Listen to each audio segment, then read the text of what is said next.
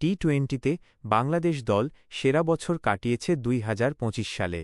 তবে গত অক্টোবরে চট্টগ্রামের বীরশ্রেষ্ঠ মতিউর রহমান স্টেডিয়ামে সইতে হয়েছে ওয়েস্ট ইন্ডিজের বিপক্ষে ধবলধোলাইয়ের গ্লানিও।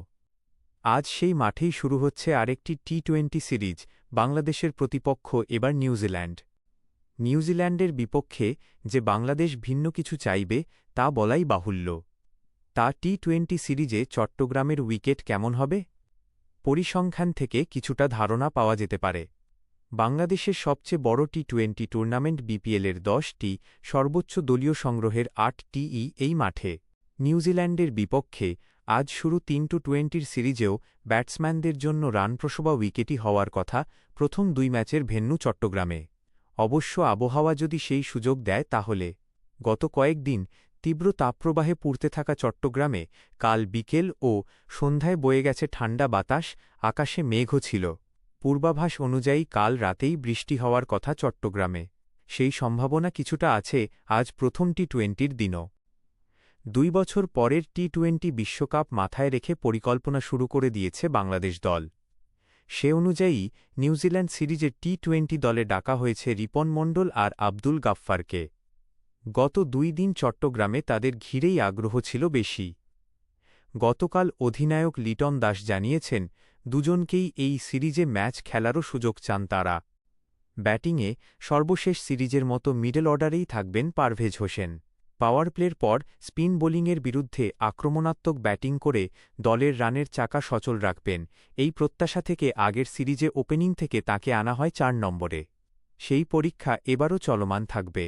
তাই বলে এটা ভাবার সুযোগ নেই যে নিউজিল্যান্ডের বিপক্ষে সিরিজে কি বাংলাদেশ পরীক্ষা নিরীক্ষাকেই প্রাধান্য দিচ্ছে বেশি। বাংলাদেশে যতই দ্বিতীয় সারির দল আসুক, সর্বশেষ টি-20 বিশ্বকাপের সেমিফাইনালে খেলেছে নিউজিল্যান্ড। কাল সিরিজপূর্ব সংবাদ সম্মেলনে কিউই অধিনায়ক টম ল্যাথাম আরেকবার মনে করিয়ে দিয়েছেন, এই দলটা আন্তর্জাতিক ক্রিকেটে কিছুটা অনভিজ্ঞ হলেও এখানে এমন কিছু ক্রিকেটার আছেন যারা দুনিয়াজুড়ে খেলে বেড়ান ফ্র্যাঞ্চাইজি টি-20 লিগে। আর টি-20 সংস্করণটাই তো এমন, যেখানে পার্থক্য গড়ে দিতে যথেষ্ট 2-1 জনই। নিউজিল্যান্ডের বিপক্ষে তাই সতর্কই থাকতে চান অধিনায়ক লিটন, যেভাবে আমরা এতদিন ধরে অন্যান্য দলের সঙ্গে খেলে এসেছি সেভাবেই খেলব। আমাদের সেরা ক্রিকেটটাই খেলতে হবে। এখন পর্যন্ত নিউজিল্যান্ডের বিপক্ষে 20 টি-20 খেলে বাংলাদেশের জয় মাত্র 4টি। ওয়ানডে সিরিজ হেরে গেলেও টি-20র আগে নিউজিল্যান্ড অধিনায়ক টম ল্যাথামকে আত্মবিশ্বাস যোগাচ্ছে 2 দলের এই টি-20 ইতিহাস। ল্যাথাম বলেছেন, খেলোয়াড়দের ওই বিশ্বাসটা দিতে হবে, তারা মাঠে গিয়ে স্বাভাবিক খেলাটা খেললে আর নিজেদের ঠিকঠাক মেলে ধরলেই হবে।